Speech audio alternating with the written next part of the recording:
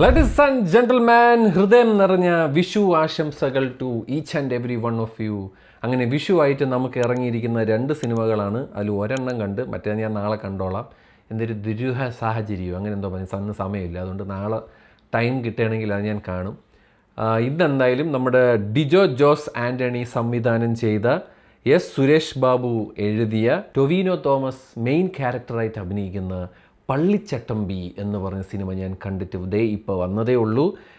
Cinema എങ്ങനെയുണ്ടെന്ന് നിങ്ങൾ എൻ്റെ അടുത്ത് ചോദിക്കുകയാണെങ്കിൽ ഒരു വൺ ടൈം വാച്ച് എൻ്റർടൈനിങ് പടം എന്നാണ് എനിക്കിവിടെ പറയാനുള്ളത്. ഇതൊരു പെർഫെക്റ്റ് സിനിമയാണോ എന്ന് വെച്ച് കഴിഞ്ഞാൽ ഒരിക്കലും അല്ലെന്ന് ഞാൻ പറയും. പക്ഷേ ഇതിൽ ഒരുപാട് പോരായ്മകളുണ്ട് ഈ സിനിമയിൽ. എന്നാൽ ഇവരിത് എടുത്ത് വെച്ചേക്കുന്നത് നമുക്ക് ബോറടിക്കാതിരുന്ന് കാണാം എന്നുള്ളതാണ് ഇതിൻ്റെ ഒരു ഹൈലൈറ്റ്. എസ്പെഷ്യലി ഇതിൻ്റെ ഫിലിം മേക്കിംഗ് എന്ന് പറയുന്നത് ടോപ്പ് നോച്ചായിട്ടാണ് എനിക്ക് പേഴ്സണലി ഫീൽ ചെയ്തത്. അതായത് ഇതിൻ്റെ സ്ക്രീൻ പ്ലേ ആൻഡ് സ്ക്രിപ്റ്റ് ഉണ്ടല്ലോ, അവിടെ എനിക്കൊന്നും പറയാനില്ല. അത് കുറച്ചും കൂടെയൊക്കെ ഒന്ന് സോളിഡ് ആക്കിയിരുന്നെങ്കിൽ പടം വേറെ ലെവലിൽ നിന്നേനെ. എസ്പെഷ്യലി ഈ സിനിമയിലൊരു ക്യാമിയോ ഉണ്ട്. അത് ചിലവർക്ക് അറിയാം, ചിലവർക്ക് അറിഞ്ഞൂടാ. അതുകൊണ്ടാണ് ഞാൻ ക്യാമിയോ എന്ന് പറയുന്നത്. ആ ക്യാമിയോന് 2 ലുക്കുണ്ട്. ഒരു ലുക്ക് എൻ്റെ മോനെ അടിപൊളി എന്നൊക്കെ പറഞ്ഞാൽ എന്തോന്നായിരുന്നത്, എച്ചാതി ലുക്കും എന്തോന്ന് എത്തായിരുന്നത്. പക്ഷെ അതേ ക്യാമിയോൻ്റെ 2ാമത്തെ ലുക്ക് ക്രിസ്മസ് അപ്പൂപ്പനാക്കി കളഞ്ഞു. അതെനിക്കത് ഞാൻ തന്നെ അത് കുറച്ച് നേരം ഇങ്ങനെ ആലോചിച്ചിട്ട് അതെന്താ അങ്ങനെ ആക്കിയത്, അതെന്തുകൊണ്ടായിരിക്കും അങ്ങനെ ആക്കിയത്, ഞാൻ ഇങ്ങനെ ആലോചിച്ചുകൊണ്ടേയിരുന്നു.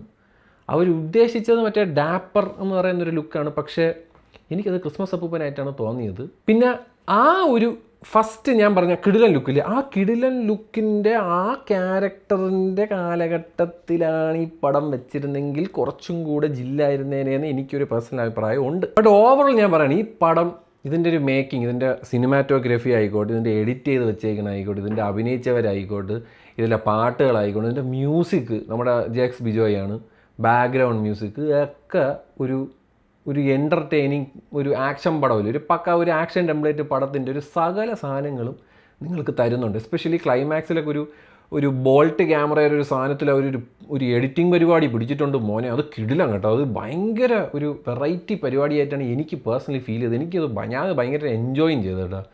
പിന്നെ വളരെ പ്രഡിക്റ്റബിൾ ആയിട്ടുള്ള ഒരു 3rd ആക്റ്റാണ്. സെക്കൻഡ് ആക്റ്റിലൊരു സാധനമുണ്ട്, അത് സത്യം പറഞ്ഞാൽ എല്ലാവരും ഞെട്ടും. നമ്മൾ ആരും വിചാരിക്കാത്തൊരു സാധനമാണ്. ഞാൻ ഒട്ടും വിചാരിച്ചില്ല കേട്ടോ. പിന്നെ കയോഡ് ലോഹറുണ്ട് പടത്തിൽ. അത്യാവശ്യം നല്ലൊരു ക്യാരക്ടറാണ് പുള്ളിക്കാരി ചെയ്തിരിക്കുന്നത്.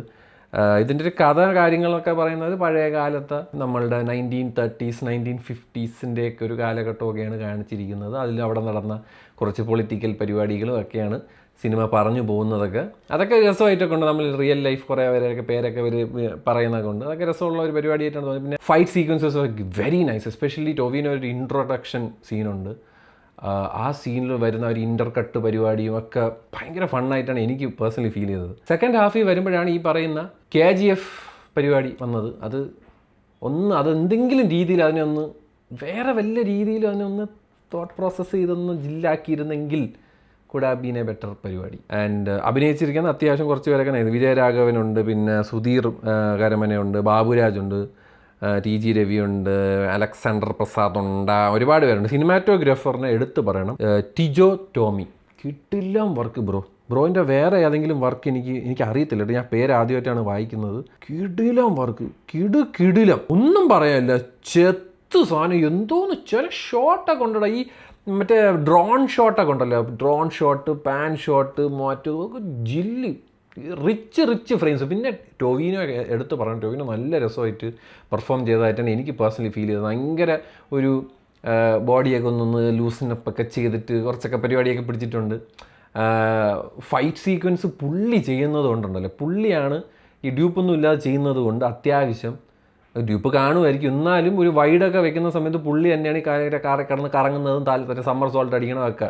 അത് വരുമ്പോൾ നമുക്കൊരു പ്രത്യേക ഒരു ഫീലാണ്. അതായത് അവർ ഒരു എഫേർട്ട് എടുത്ത് ചെയ്യുമ്പോൾ അത് ഭയങ്കര ഒരു ബ്യൂട്ടിയാണ്. അത് ഫൈറ്റ് കോറിയോഗ്രാഫിയൊക്കെ ചെയ്യുന്ന സമയത്ത് എനിക്ക് ഭയങ്കരമായിട്ട് ഇതിൻ്റെ ഫൈറ്റ് കോറിയോഗ്രാഫിയൊക്കെ ഭയങ്കരമായിട്ട് ഇഷ്ടപ്പെട്ടു. കിടിലമായിരുന്നു. പ്രൊഡക്ഷൻ ഡിസൈനർ ദിലീപ് നാഥ് നേഥൻ, രാജേഷ് മേനോന്, മോഹൻദാസുമാണ് art director. Costume designer Manjusha Radhakrishnan തുടങ്ങിയവരൊക്കെയാണ്. ഒരുപാട് വിഷ്വൽ എഫക്ട്സ് ഉണ്ട്. സ്റ്റണ്ട് ആക്ഷൻ സന്തോഷ് കിട്ടില്ല കേട്ടോ അണ്ണാ. നിങ്ങൾ എങ്ക് ഇരുന്നാലും ഉങ്ക ആക്ഷൻ പ്രമാദം. അങ്ങനെയൊക്കെ സംഭവമൊക്കെ കൊള്ളാം. പക്ഷേ ഞാൻ പറഞ്ഞല്ലോ, നിങ്ങൾ ഒരു ഭയാനക വെടിയും പുകയൊന്നും ചിന്തിച്ചൊന്നും പോകരുത്. ഒരു ടിപ്പിക്കൽ ആക്ഷൻ ടെംപ്ലേറ്റ് എന്നുള്ള രീതിയിൽ നോക്കുകയാണെങ്കിൽ നിങ്ങൾക്ക് എൻജോയ് ചെയ്യണം. നമ്മൾ ഇത് ഒരുപാട് പ്രഡിക്റ്റബിൾ പരിപാടികളുണ്ട്. അത് പ്രഡിക്റ്റബിളും ഈ KGF പരിപാടിയും മറ്റവനാണ് ആ സാധനം ഉണ്ടല്ലോ. ഫോർ ദ ടൈം ഞാൻ പറയും, എനിക്ക് ബോറൊന്നും അടിച്ചില്ല. ഞാൻ ചുമ്മാ ഇരുന്ന് ഇങ്ങനെ ഒരു ടെംപ്ലേറ്റ് പടം കാണണം, ഒരു ആക്ഷൻ പടം കാണണ പോലെയൊക്കെ ഇരുന്ന് കുറേ നല്ല നല്ല ക്യാമറ വർക്ക് നല്ല രസമായിട്ടാണ് എടുത്തത്. റിച്ച് ഫ്രെയിംസാണ് എടുത്ത് വെച്ചേക്കുന്നതൊക്കെ. നല്ല റിച്ച് ആയിട്ടുള്ള ഫ്രെയിമുകളും നല്ല വിഷ്വൽസും നല്ല ഫൈറ്റും ഒക്കെ ആയതുകൊണ്ട് ഒരു തഞ്ചത്തിനിരുന്ന് ഇങ്ങനെ കണ്ട് എൻജോയ് ചെയ്തിട്ട് ഞാൻ ഇറങ്ങി. ഞാൻ പറയും, എനിക്ക് ഇത്ര പറയുള്ളൂ, ആ ക്യാരക്ടർ ആ ക്യാമിയോയെ കൊണ്ടുവന്നിട്ട് ആ ഫസ്റ്റ് ലുക്ക്, ആ ലുക്കിൽ ഈ പടത്തിൽ പിടച്ചിരുന്നെങ്കിലുണ്ടല്ലോ. പിന്നെ ഇതിനൊരു സെക്കൻഡ് പാർട്ടുണ്ട്. എന്നെ കൊല്ലാനായിട്ട് ഇപ്പം എല്ലാവരും കൂടെ ഇപ്പോൾ വരും. താഴെ കമൻറ്റ് ബോക്സിൽ നിന്ന് ഞാൻ നോക്കാൻ നിങ്ങളൊക്കെ എന്തിനാ പറ. ഇതിലൊരു സെക്കൻഡ് പാർട്ടുണ്ട്. അത് നടക്കുമെന്ന് എനിക്ക് യാതൊരു പ്രതീക്ഷയില്ല. ശരിയാണ്, ചെയ്താലൊക്കെ അടിപൊളിയാണ്. പക്ഷേ ആ സെക്കൻഡ് പാർട്ടിൽ എന്താണ് കഥ? പിന്നെ അവർ വരുന്നു, അവൻ്റെ ആൾക്കാർ വരുന്നു, ഇവരെ വെടിവെക്കുന്നു, കുറേ പേരെ കൊല്ലുന്നു. അതിന് പകരം വീട്ടാൻ വേണ്ടി ഹീറോ അവിടെ പോയിട്ട് അടി കൊടുന്നതാ.